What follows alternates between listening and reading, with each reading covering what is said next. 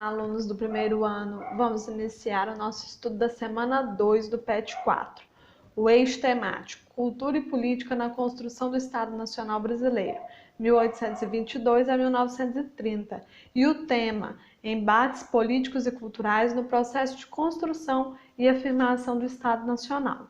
Dom Pedro I abdicou do trono quando seu filho Pedro de Alcântara tinha apenas 5 anos de idade. A partir disso, então, foi organizada a regência para dar continuidade ao governo brasileiro até que Dom Pedro, que seria Dom Pedro II, tivesse a sua maioridade, certo?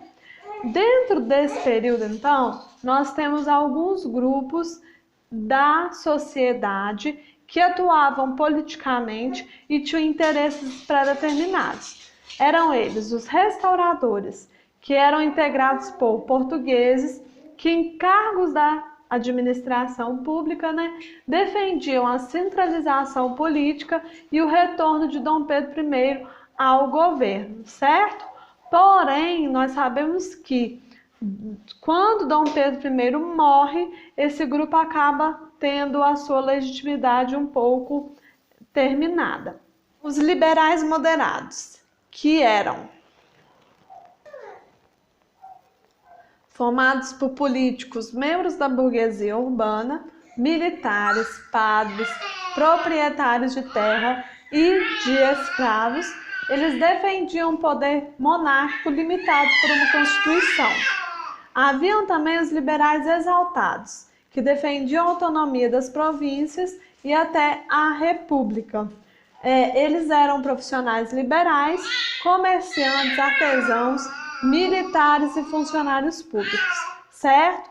Então nós percebemos que há uma divergência aí nos pensamentos dos políticos da época, dos pensadores da época também, Além disso, nós sabemos que o período regencial foi um período turbulento por causa também das revoltas que foram instaladas naquela época.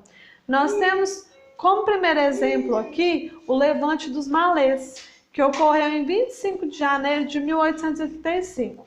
Esse levante foi organizado por escravos e ex-escravos que atacaram a prisão de Salvador e buscaram libertar os seus líderes. Eles, então, lutaram contra os soldados do governo e acabaram sendo vencidos e, a partir disso aí, escravos foram presos, mortos, e também voltaram ao cativeiro, dentre outras características do desfecho dessa revolta.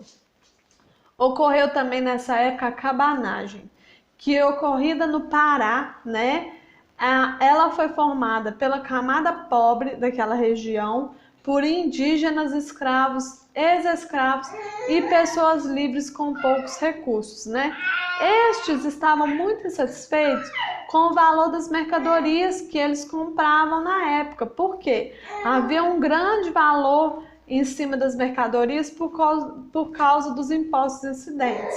A partir disso, então, em 1835, um grupo invadiu a cidade de Belém e executou o governador da província. E quem o substituiu foi Eduardo Angelim. Em maio de 1836, as tropas regenciais foram enviadas ao Pará a fim de barrar esse movimento, E ocorreram as lutas nas florestas, em campo aberto mesmo, Onde acabaram em 1840 com a vitória do governo regente e a morte de mais ou menos 30 mil pessoas. Outra disputa organizada na época foi a Revolução Farroupilha. Essa revolução foi feita pelos proprietários gaúchos, que, insatisfeitos com o valor dos impostos sobre o charque gaúcho e, em comparação com o charque uruguaio, acabava saindo mais caro no Brasil, eles, então, passaram a organizar um movimento, Em 1835, Bento Gonçalves liderou um exército e, a partir desse, tomou a cidade de Porto Alegre, proclamando a independência em 1836. A partir disso foi proclamada, então, a República Rio-Grandense, a República também em Laguna de Santa Catarina. O governo central, observando essa situação, enviou então tropas, para o sul a fim de barrar esse movimento.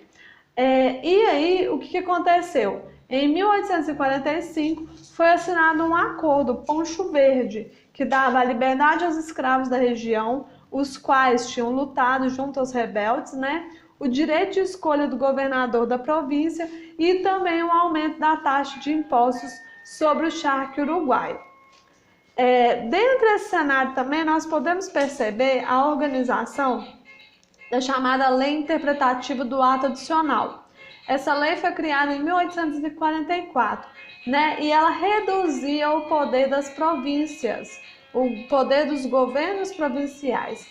A partir disso, então, ela garantia a centralização do poder e também a repressão do governo sobre aqueles que desrespeitassem qualquer que fosse a determinação, certo? Então, primeiro ano, eu espero ter ajudado vocês a organizarem as suas respostas para as questões da semana 2 do PET 4 e aguardo elas por e-mail. Até mais!